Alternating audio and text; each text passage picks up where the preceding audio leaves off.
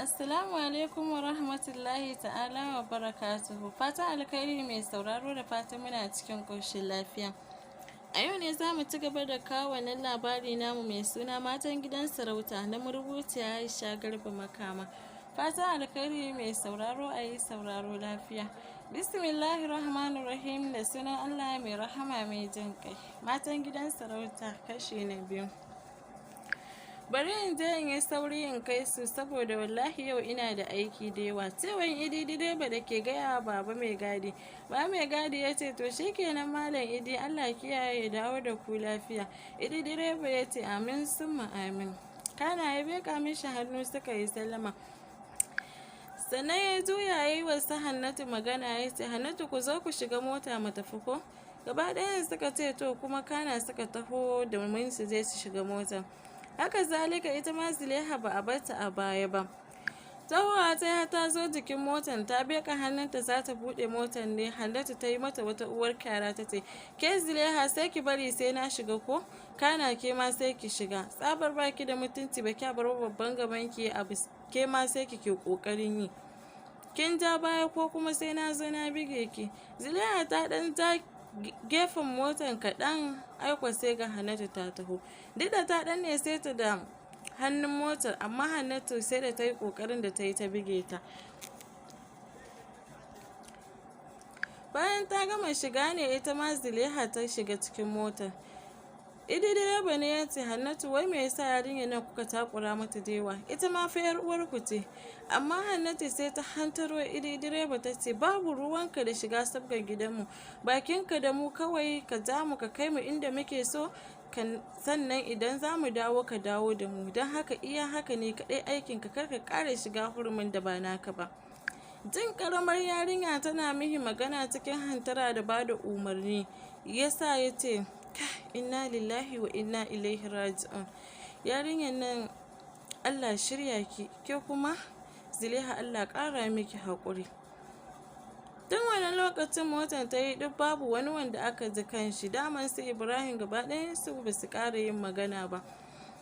Haka Idi direba ya ja motar nashi ya kai su makarantar.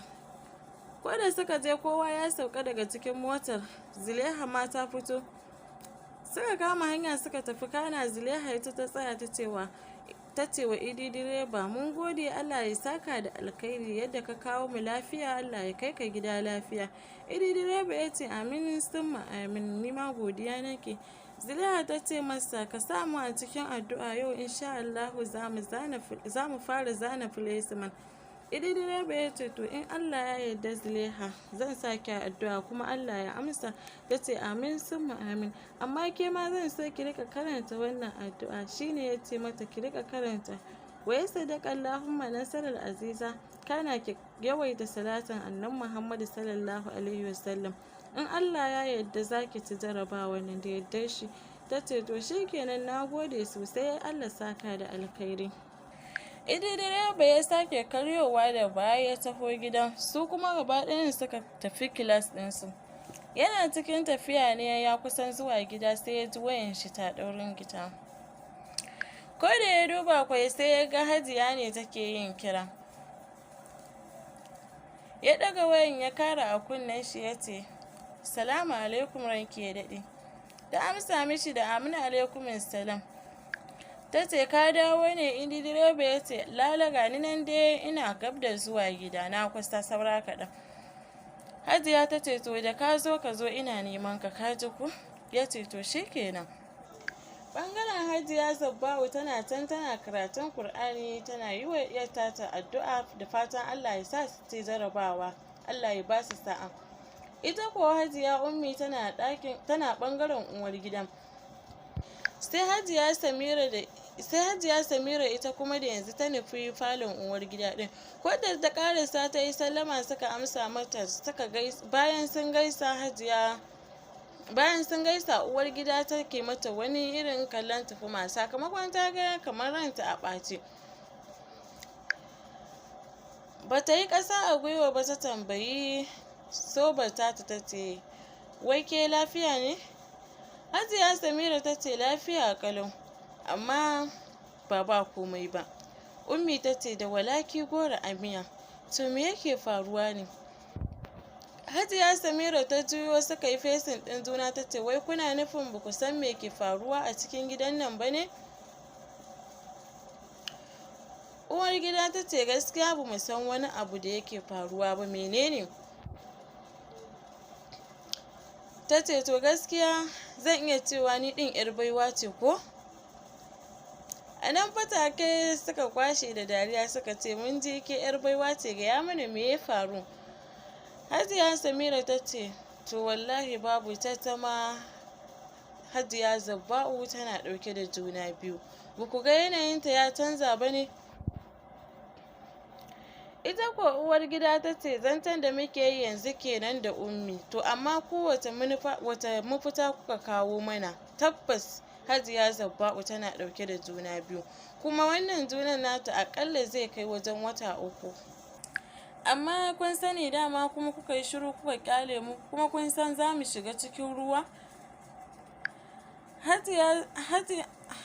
Hajiya Zahra'u wato uwar gida a gidan na Shamaki Abba ta ce wallahi ni kan bana ganewa, yanzu ma Ummi ce take tsafuta min, kuma sai hakan ya zo daidai da cewar akwai lokacin da na ganta tana yin amai.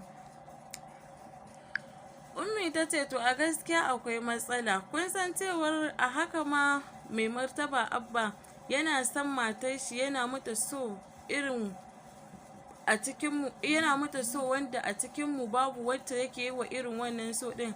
Ina ga mun ƙyale ta haifafa cikin gidan nan ta tara zuri'a da shi. Tabbas ina mai tabbatar muku cewa idan Hajiya Zabba'u ta tara ɗiya suka shige 2, 3, 4, to a gaskiya akwai matsala, don wallahi mu kam za mu tashi a tutar babu, za mu zamto 0-0 wajen shi. Ba kwa ga yarinyar nan ma ƙarama da ta taso ɗiyan nan tata yana nuna mata so fiye da yadda yake nuna wa ɗiyanmu? Yanzu idan muka ƙyale ta samu ɗa namiji a gidan nan wallahi mun shiga uku. Suka ce, ƙwarai da gaske, amma to meye mu fita? Ummi ta ce, a'a to ƙwada dai mu san abin da za mu yi. Suna cikin haka ne Idi direba ya kira uwar gida ɗin. Tana ɗaga waya ya ce mata gashi ya zo shi. Ta ce, to shi kenan, ka jira zan baka wani saƙo ne nan zan aike ka. Ya ce to.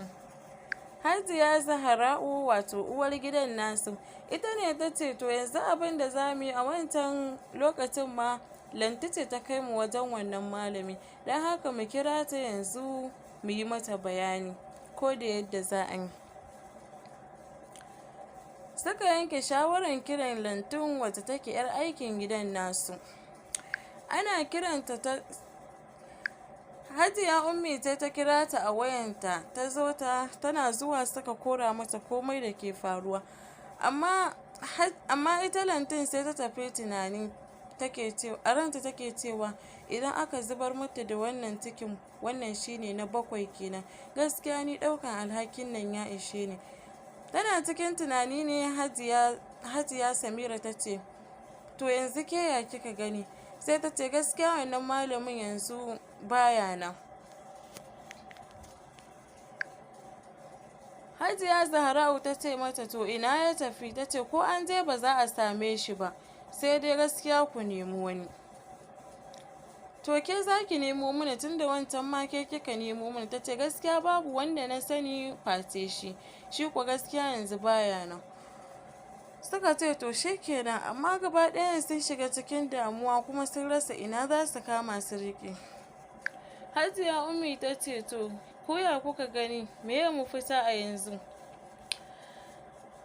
Uwar gida ta ce, ni kam gaskiya ban san ba yanzu abin da zan iya yi. Ni ba ƙawaye garan ba wanda suka san irin wannan harkar ba, amma a cikin ku inda wacce ta san wata, me zai hana ku yi mana magana da ita?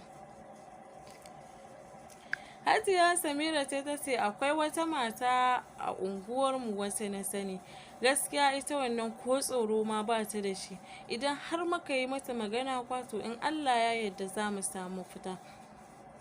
Gaba ɗayansu sun ji daɗin wannan magana da ta yi. Suka ce, to shi kenan, yanzu yaushe ya kamata a neme ta? Lokaci ƙure mana yake yi, tunda har kun ce yanzu ciki yana daidai da wata wajen 3, cewar Ummi. Hajiya Samira ta ce kwarai da gaske, idan kuma har muna son mu cimma abunmu ba tare da ɓata lokaci ba, to ya kamata a ce duk inda wani malami yake a ranar Asabar ɗin nan an gama komai da komai da shi. Gashi yau kuma suna cikin Laraba, shi yasa Hajiya Zahra'u ta ce to ya kamata a yi magana da ita wannan mata a yau. Haka suka yanke shawara domin su yi wa wannan mata magana ta zo su yi tafiya wajen malami ko boka. Karfe 12 har ta yi inda Idi direba ya kira Hajiya Zahra'u ya ce, Hajiya kin kira ni kuma sannan biki mun magana kan komai ba, kuma gashi yanzu har lokacin ɗaukowa 'yan makaranta ya yi. Ta ce to shikenan ka je ka, idan ka dawo sai ka zo, don nake gama sai da la'asar ne zan aike ka ɗin. Idi direba ya ce to shikenan ranki ya daɗe, na gode. Idi direba ya tafi ɗaukowa ɗaliban, ko da ya je makarantar tasa sai ya tadda Zulaiha ta ware gefe daban, sannan ta sunkuyar da kanta, alama dai kuka take yi. Saboda daman 'yan uwan nata sun ɗan alwahin cewa idan har an dake su to sai sun yi mata duka. To alhamdulillahi rabbil alamin mai sauraro, a nan za mu dakata, mu kasance da ku a gobe inda zan kawo muku kashi na 3 insha Allah. Kar ku manta ku ci gaba da danna mana subscribing, kana ku danna ƙararrawar sanarwa ta yadda za mu dinga sanar da ku da zarar mun ɗora. Ku yi comment, ku yi liking, ku yi comment, ku faɗi ra'ayoyinku a ƙasan wannan bidiyo namu, ko a ƙasan wannan labari namu. Kana ku ci gaba da yi mana sharing zuwa group ɗinku da sauran 'yan uwa da abokan arziki. Na gode da kasancewarku tare da ni, masoya na fatan alkhairan Allah subhanahu wata'ala su ƙara lullube maka baki ɗaya mu kulli jama'al musulmi.